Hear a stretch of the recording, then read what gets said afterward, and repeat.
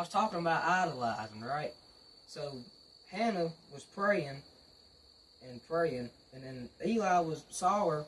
She was praying in heart, and her mouth were moving, but no words were coming out. So Eli thought that she was drunk, but she wasn't. She was praying unto the Lord for her son, which the Lord gave her, and she named him Samuel, and gave him back to the Lord whenever he was very young. So she probably idolized Samuel. But it goes on to say in chapter 2, and Hannah prayed and said, My heart rejoiceth in the Lord. My horn is exalted in the Lord. My mouth is enlarged over mine enemies, because I rejoice in thy salvation. There is none holy as the Lord, for there is none besides thee. Neither is there any rock like our God. So she prayed unto the Lord, and the Lord gave her Samuel.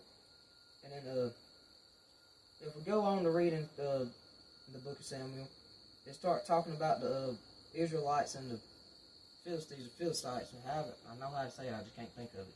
But them two, they couldn't stand each other. They had hatred towards each other. And they was in a war, and well, the Philistines, they was worshiping this, it was a fake god. It was like a fish person or something of it. And they worshiped that. While the Israelites was over here, they was losing. So the Israelites thought that they would bring the ark of the Lord from the temple to their campground in the battle. And then thinking that it was going to help them win the battle. I was talking about this in the kitchen the other day. And then the folks over here, the Philistines, I'm going to look up how to say it, and I'm sure y'all know what I'm talking about.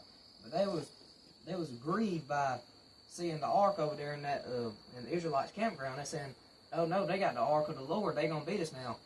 Well, there's this motivational speaker for the Philistines.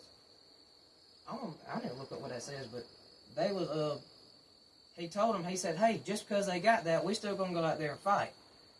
Well, whenever it's all said and done, the Israelites still got 30,000 of their men killed, and then the Philistines, whatever, they took their I think it's Philistines, they took their the ark. And if we continue to read down here, it talks about how that they stole it, and then they was going to take it, and then you have a yoke on a cow.